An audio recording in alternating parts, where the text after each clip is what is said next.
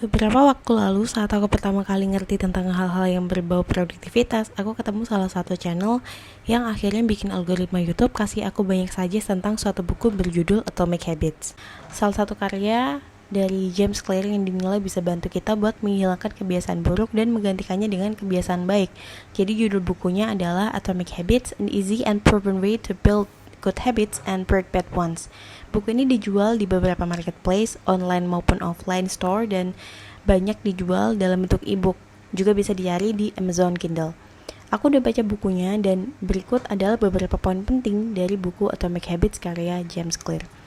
Yang pertama adalah habits are the compound interest of self-improvement. Kita sering melihat bahwa kesuksesan membutuhkan kerja keras, di mana pola pikir seperti ini cenderung membuat kita berpikir bahwa hal kecil yang kita lakukan terlalu jauh dari hasil yang kita mau. Padahal misalkan dalam membangun suatu bisnis besar atau usaha kita dalam membuat badan kita jadi bikini goals misal, itu butuh suatu improvement yang lebih baik kita lakukan sedikit demi sedikit daripada harus menunggu sampai momen besar datang. Dalam buku ini juga disebutkan bahwa 1% improvement tiap hari itu penting untuk dilakukan. Jadi meskipun hasilnya tidak akan terasa dalam waktu pertama atau kedua kali mencoba atau dalam waktu singkat, tapi hasil itu akan terus mengalihkan dirinya sendiri selama kita terus melakukannya.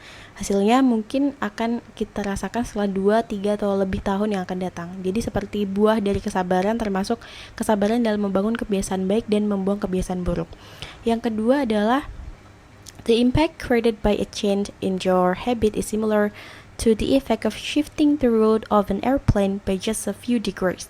Dalam perumpamaan perubahan kebiasaan di sini, James Clear selaku penulis menggunakan pesawat sebagai perumpamaannya, dan menurutku ini sangat mudah dipahami, di mana maksudnya adalah perubahan kebiasaan yang kita pilih saat ini gak akan berasal langsung ke kita, apakah sudah sesuai atau malah membawa kita jauh dari apa yang kita harapkan.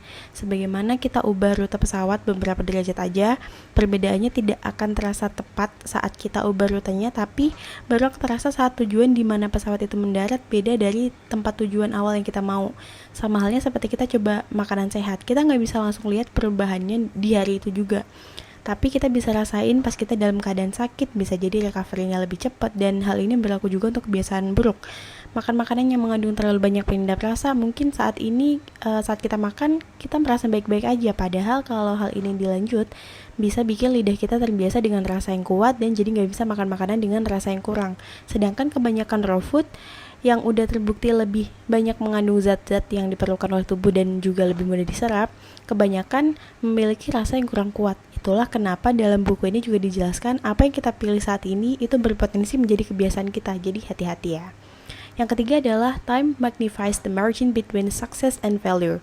Sebagaimana yang dibahas di poin kedua, perubahan yang kita pilih cuma dibatasin sama waktu. Kemana waktu bakal bawa kita, apakah ke keberhasilan atau kegagalan, semua ditentukan dari kebiasaan-kebiasaan yang kita lakuin sekecil apapun kebiasaan itu, sesuai dengan judul dari buku ini juga, Atomic Habits, di mana atom adalah merupakan partikel terkecil. Isi dari buku Atomic Habits yang aku sebutkan tadi menurutku udah cukup berbobot, karena poin-poin yang aku sampaikan tadi semua aku ambil dari halaman sampel buku, bukan dari rangkuman seluruh isi buku. Ada banyak lagi yang bisa kalian ambil dari buku ini. Kalian bisa baca buku ini, buku Atomic Habits, dengan berbagai cara. Cara yang aku pakai adalah baca dari Kindle, dan ini harganya sekitar $11.